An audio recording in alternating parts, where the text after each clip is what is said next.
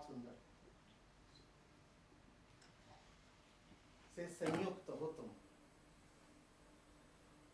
दुख से वियोग को योग बोलो।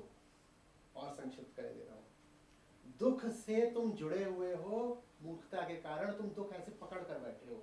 दुख के कारणों को छोड़ देने को योग कहते हैं। अगर पकड़ रखा है तो यही सोच रहे हो कि ये हितैषी है मेरा, इससे कुछ मिलेगा, सुख मिलेगा, सुरक्षा मिलेगी, सुविधा कुछ मिलेगी। हाँ, जानो कि जो कुछ तुमने पकड़ रखा है वही तुम्हारे दुख का कारण है। वो छूट जाएगा, छोड़ना भी नहीं पड़ेगा। ये दुखी इसलिए कि तुम ना लाए। अब समझ में आ रहा है कि लोग गीता से दूर क्यों भागते हैं। अब ऐसी बात करेंगे श्री कृष्ण, बड़ा मुश्किल हो जाता है।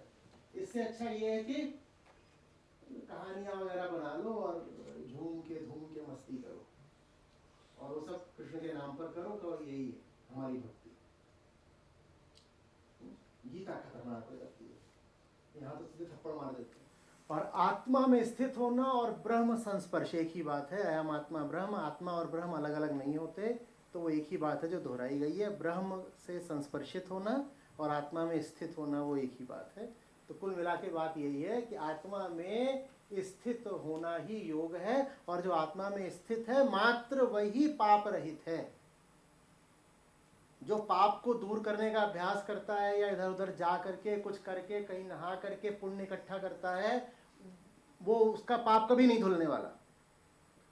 पाप रहित बस वो है जो आत्मस्थ है। मात्र योगी ही पाप रहित है, बाकी सब पापी है।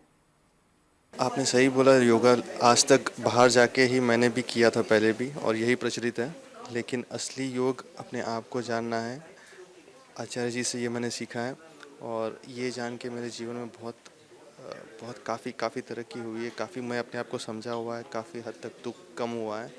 और यही योग है, अपने आप से जूझते रहना और अंत तक आत्मस्थ हो जाना, योगस्थ हो जाना। तो आंतरिक योग भीतर जो होता है वही असली योग है। मेरी उम्र 24 वर्ष है, और इन 24 वर्षों में ये पहला योगा दिवस रहा जिसमें मुझे एक्चुअल योगा जो है वो समझ में आया। और योगा मतलब और कुछ नहीं, योगा जो मैं बोल रही हूँ ये योगा नहीं होता, योग होता है एक्चुअल में। तो आचार्य जी जो हमारा लाइव सेशन चलता है गीता में, तो उसमें भी जो 18 अध्याय हैं वो सारे योग हैं। तो योगा मतलब ऐसा कुछ नहीं कि आपको मैट लगा के योगा आसन करने हैं, कुछ ये सब नहीं। योगा मतलब है कि आपको अपनी ही उच्चतम संभावना को पाना है, वो योगा हुआ। और मैंने यही सीखा कि अपने ही विरुद्ध युद्ध करना ये योग हुआ, खुद से ही मिलना ये योग है, अपनी उच्चतम संभावना से जुड़ना ये योग है। तो उनकी शिक्षाओं से बहुत लाभ हुआ है, और उसकी वजह से आज यहाँ पे खड़े हैं, बात कर रहे हैं, वरना पहले ऐसा नहीं हो पाता था।